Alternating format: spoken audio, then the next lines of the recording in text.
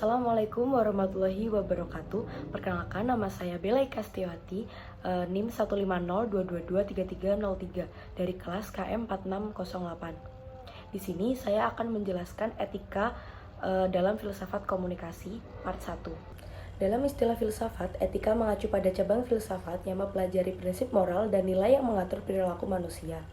Etika ini mencoba untuk memahami apa yang benar dan apa yang salah, mana yang baik, mana yang buruk, serta bagaimana kita seharusnya bertindak dalam berbagai situasi.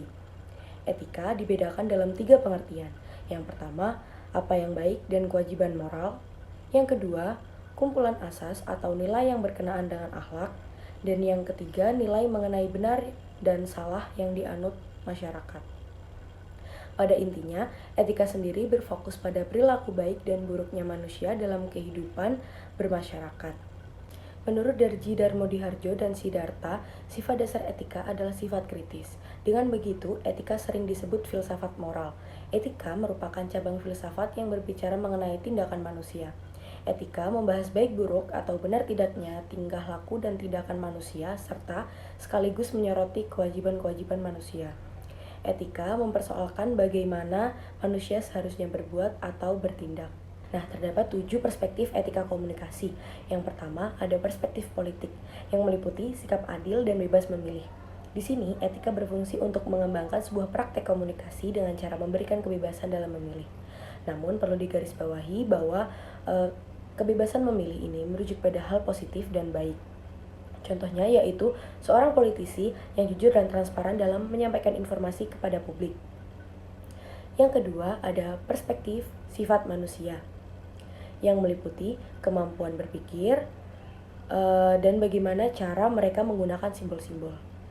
Contohnya yaitu seorang psikolog yang menggunakan empatinya guna memahami dan mendengarkan kliennya. Yang ketiga, ada perspektif dialogis yang meliputi kejujuran, keterbukaan, dan kerukunan. Contohnya yaitu saat adanya diskusi kelompok. Nah, semua kelompok dan semua anggota diberi kesempatan untuk berbicara dan mengemukakan pendapat mereka. Mereka saling mendengarkan dan menghargai perbedaan dan berusaha membangun pemahaman bersama melalui dialog yang terbuka. Yang keempat, ada perspektif situasional yang meliputi hubungan antara nilai dan moral. Etika komunikasi yang dijalankan antara komunikan dan komunikator wajib memperhatikan nilai dan moral yang berlaku. Contohnya yaitu ketika seseorang berbagi cerita pribadi atau rahasia kepada kita, nah kita harus menjaga kerahasiaannya erat-erat dan tidak membocorkan informasi yang kepada orang lain.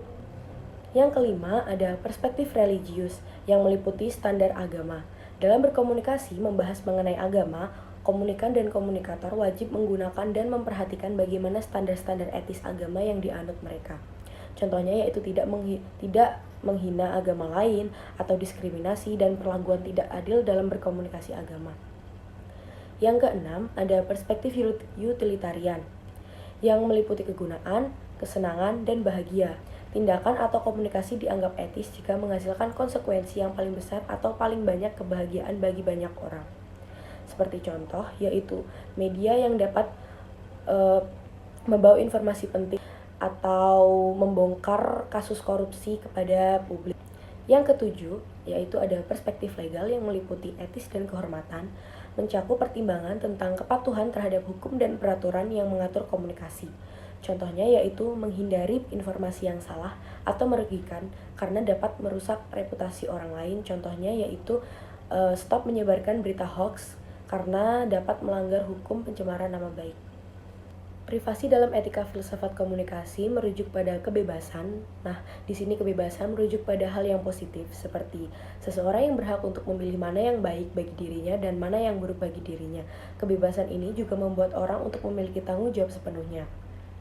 Dalam perspektif komunikasi, Alvin Day menegaskan bahwa ada 3 jenis hubungan yang meniscayakan konfidensialitas. Yang pertama yaitu janji cepat atau express promise. Yang kedua, hubungan perlu loyalitas. Dan yang ketiga, ada hubungan yang dilindungi oleh hukum. Dalam konteks umum, konfidensialitas atau kerahasiaan merupakan suatu keadaan yang membuat beberapa hal menjadi tertutup bagi pihak-pihak yang tidak boleh mengetahui hal tersebut. Hal ini menjadi alasan supaya tidak terjadi kebingungan masyarakat akan informasi yang tidak diketahui kebenarannya. Strategi komunikasi dan komunikasi efektif yaitu prinsip yang harus dipegang dalam menghadapi isu sensitif, yaitu yang pertama, hormat terhadap pribadi dan tujuan peliputan. Contohnya yaitu ketika melaporkan tentang kasus pribadi yang sensitif, jurnalis harus mempertimbangkan keinginan subjek untuk mempertahankan privasi mereka agar tidak melampaui batasan yang telah ditentukan. Yang kedua, ada kegunaan sosial. Apakah pelanggaran privasi dalam memberi manfaat kepada masyarakat? Contohnya yaitu ketika memutuskan untuk mengungkapkan informasi bersifat pribadi atau bersifat sensitif dalam konteks tertentu, seperti kasus korupsi.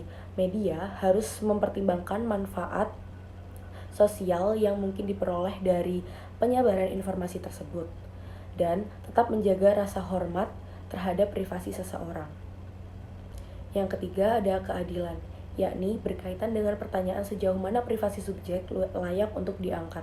Contohnya yaitu saat melaporkan kasus kejahatan atau penyalahgunaan kekuasaan oleh tokoh publik, media harus mempertimbangkan keadilan dan pertimbangan etis dalam menentukan sejauh mana informasi pribadi yang terkait dengan kasus tersebut dapat diungkapkan. Yang keempat, minimalisasi hal yang bisa menyakitkan bagi orang lain.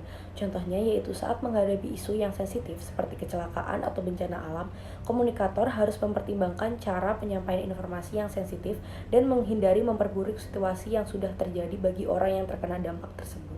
Kesimpulannya yaitu etika dalam filsafat komunikasi memberikan peran penting bagi manusia untuk berpikir kembali agar memutuskan apa yang akan diambil dan apa yang tidak diambil. Nah, etika komunikasi merupakan alat ukur bagi para komunikan dan komunikator dalam berkomunikasi. Dalam melakukan etika komunikasi, masyarakat wajib memperhatikan 7 perspektif yang telah dijelaskan tadi, karena pada dasarnya etika merupakan pedoman bagi manusia. Sekian dari saya. Wassalamualaikum warahmatullahi wabarakatuh.